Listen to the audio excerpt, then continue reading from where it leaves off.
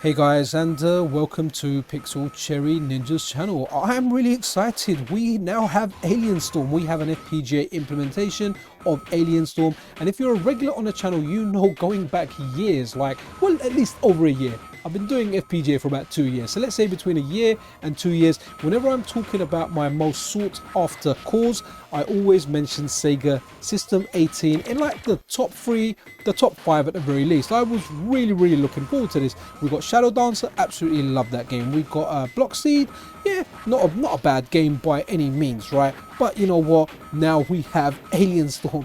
Alien Storm is fantastic, guys, absolutely love it. If you haven't played it, you are in for a treat.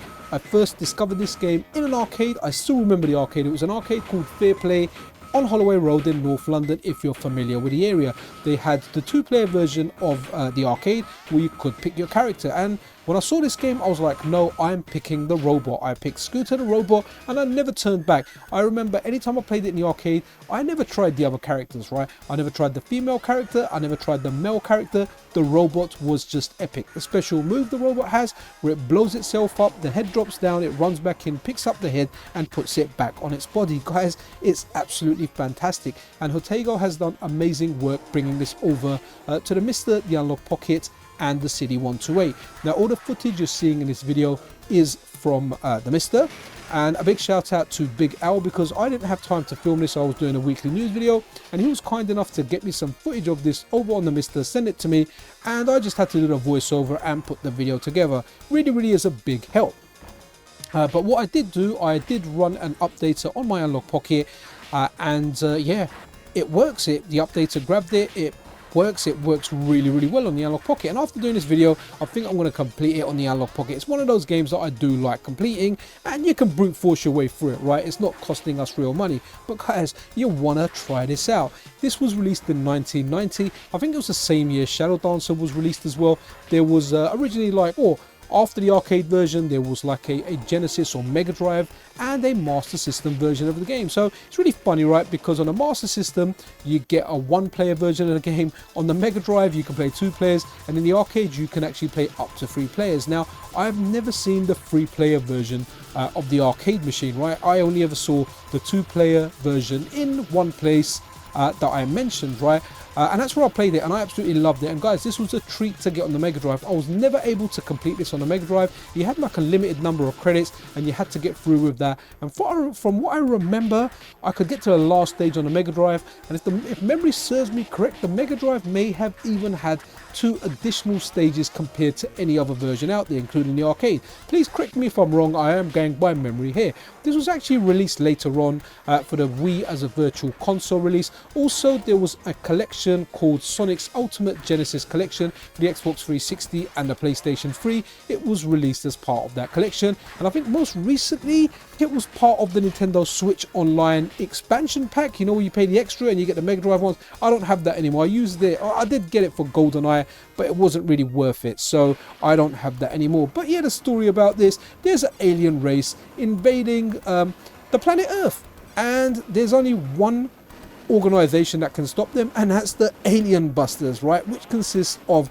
Karen, who I think was called Carla in different versions, Garth, who was also known as Gordon, who actually kind of reminds me of Elvis Presley a little bit, right?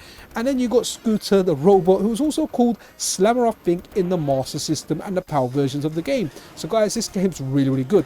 The way it controls and some of the moves you do are similar to Golden Axe, right? So Golden Axe has 3 buttons. It has magic, attack and jump. Well, this one, it has your special move, which is the equivalent of the magic button. Then it's got your attack, but instead of jump, you've got like a dash move, right? So you can press like the dash button and attack, and you do like a forward lunge. But the most powerful move in this game, the execution for it is exactly the same as Golden Axe, right? And when I say the most powerful move in the game, obviously you can do your special, that's going to be more powerful. I'm talking about the normal moves you can do. So you double tap forwards on the stick, or left or right, and then you press dash and you quickly press attack, and your character kind of jumps over and does like a fire going down. And you can really tackle some bosses easily with this, right? So this was a very, very good move, and it was just the move you wanted to use, the same move that you use in Golden Axe, where you run forward, jump, you come down with that pointing dagger or sword or axe, and you get that enemy down. One thing about this game, which is a little bit of a criticism, I remember the energy, man. The energy that you get. So your special moves, you've got lightning, you've got fire, or you know, you've got like this electricity kind of thing, right, that your robot's got. Now that you've got as well as your health bar, you've got an energy bar, right? And the energy bar depletes, and it gets to a certain point where you actually run out. So all your moves are just like normal, like, well, they're without the lightning or without the extra kind of damage or even like the range.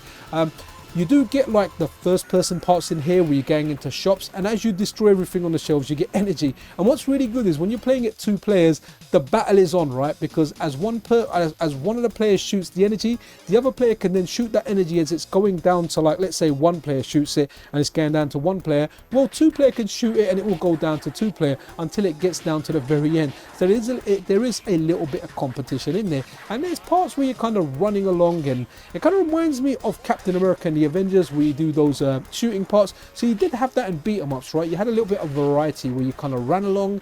You had your normal beat 'em up parts, but this has like the first person shooter parts in there. So a big shout out to Hotego for actually implementing this. This game here uses a lot of the VDP, a lot of the Mega Drive VDP, and some of the stuff that Hotego used to get this to work was from the Mega Drive, not the Genesis, but the Mega Drive core for the MiSTer FPGA. So big shout out to Nuki KT as well for that amazing work he's done with that core. But that's it really for this video, guys. I love this game, so I wanted to do a dedicated video on it. Play it wherever you like. It plays absolutely awesome on the MiSTer Analogue Pocket. Even though I didn't capture this footage myself, I did have a quick blast on the MiSTer. I did update it, and I filmed a little bit for the weekly news video, which should be out tomorrow. But that's it, guys. Enjoy it. Be awesome to one another. If you haven't subscribed to the channel, then you know what? A subscription is always super duper appreciated. Anyway, this is Pixel Cherry Ninja out.